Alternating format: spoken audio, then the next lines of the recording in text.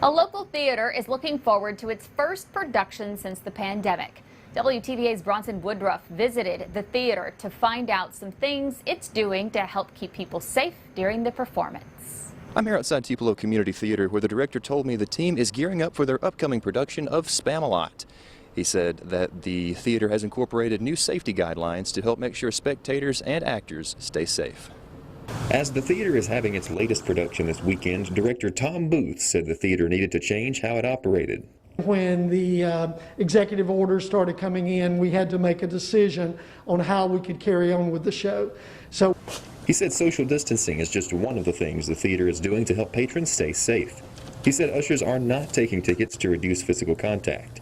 He added programs will also be available on screen so people don't have to touch the physical ones. The theater is also supplying complimentary masks to its patrons.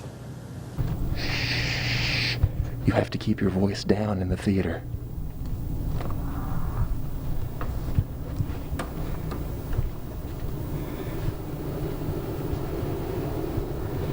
Booth said seating arrangements will be different for the performances to allow people to stay socially distanced.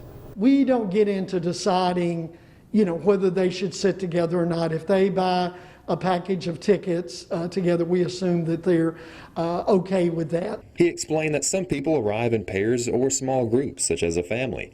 These people sit in an area together. For each area where people sit, there is 6 feet of space between it and another sitting area. Booth is acting in this play. He said actors have been wearing masks in rehearsals up until last Sunday. As far as actors during the play, we just ask people to separate on stage as much as they can, but sometimes that's almost impossible. They ask people to put their masks back on as soon as they leave the stage.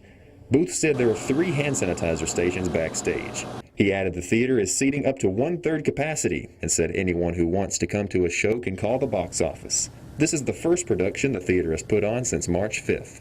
We're excited to get Spamalot finished, and then we're hopeful that our next show, the starting of our 51st season, will be in October, and that's Little Shop of Horrors, which, by the way, we have auditions for next Tuesday. Reporting in Tupelo, I'm Bronson Woodruff for WTVA 9 News.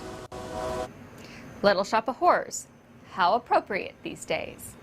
The theater has 3 remaining shows coming up. The first one happened tonight at 7:30. There's one tomorrow night at 7:30, and then the final 2 will be on Saturday.